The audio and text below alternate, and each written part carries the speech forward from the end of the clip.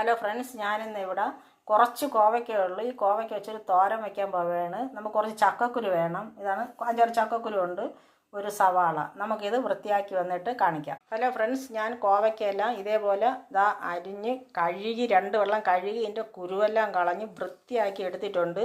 നമുക്ക് കുറച്ച് ചക്കക്കുരു കണ്ടല്ലോ, കുറച്ചേ ഉള്ളൂ ചക്കക്കുരു. നമുക്കിനി ഇതിന് ശകലം ഉപ്പും മഞ്ഞൾപ്പൊടിയൊക്കെ ഇട്ടൊന്ന് വേവിച്ചെടുക്കാറുണ്ട്.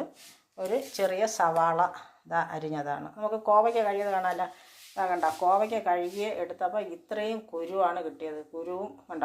നിങ്ങൾ എല്ലാവരും കോവയ്ക്ക കഴുകുമ്പോൾ കുരു പോവും. കുരു നമുക്ക് കിഡ്നിയിൽ സ്റ്റോണിൻ്റെ പ്രശ്നം, ഓരോ പ്രശ്നങ്ങൾ ഉണ്ടാവാൻ സാധ്യതയുണ്ട്. വിഴുക്ക് വരട്ടിയാലും തോരൻ വെച്ചാൽ നിങ്ങൾ ഇതുപോലെ കഴുകി പിഴിഞ്ഞ് വൃത്തിയാക്കി എടുക്കുക. അപ്പോൾ അതിൻ്റെ വഴുവഴുപ്പും ആ കുരുവെല്ലാം നമുക്ക് മാറി കിട്ടും. ഇതാണ് കോവയ്ക്കയുടെ കുരുവാണ്. അപ്പോൾ നമുക്ക് ഇനി അടുപ്പ് കത്തിച്ച് നമുക്ക് വയ്ക്കാം. ഹലോ ഫ്രണ്ട്സ്, ഞങ്ങൾക്ക് ഗ്യാസ് കത്തിച്ച് ചക്കക്കുരു നമ്മൾ അടുപ്പിലോട്ട് വെച്ച് കൊടുത്തിട്ടുണ്ട്. കഴുകി വൃത്തിയാക്കിയ നമുക്ക് ആവശ്യത്തിന് ഉപ്പിട്ട് കൊടുക്കാം.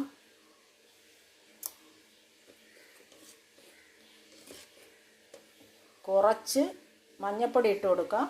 നമുക്ക് അടച്ച് വെച്ച് വേവിക്കാം. നമ്മൾ ഗ്യാസ് കത്തിച്ച് ചീനിച്ചട്ടി വെച്ച് കൊടുത്തിട്ടുണ്ട്. നമുക്ക് ആവശ്യത്തിന് വെളിച്ചെണ്ണ ഒഴിച്ച് കൊടുക്കാം.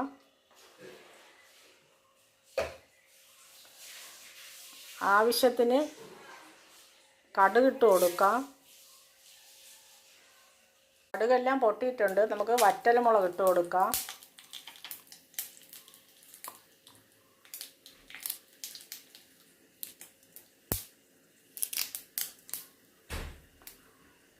നമുക്ക്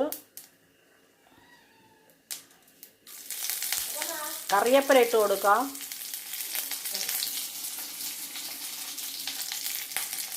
നമുക്ക് അരിഞ്ഞു വച്ചിരിക്കുന്ന സവാള ഇട്ട് കൊടുക്കാം.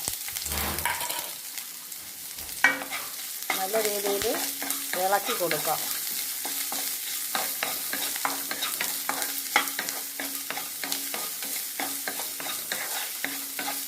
ഇതൊന്ന് ചെറിയ രീതിയിൽ നമുക്ക് വെന്ത് വരണം.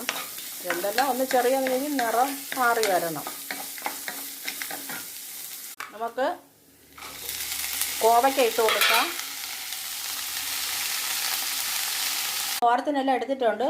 എക്സ്ട്രാ ആയിട്ട് 2 കുരുമുളകാണ് ചേർന്ന് ചതച്ചിട്ട് വരാം. കോവയ്ക്കെല്ലാം വെന്ത് ചക്കക്കുരു വെച്ച് നമുക്കൊന്ന് ഇളക്കാം.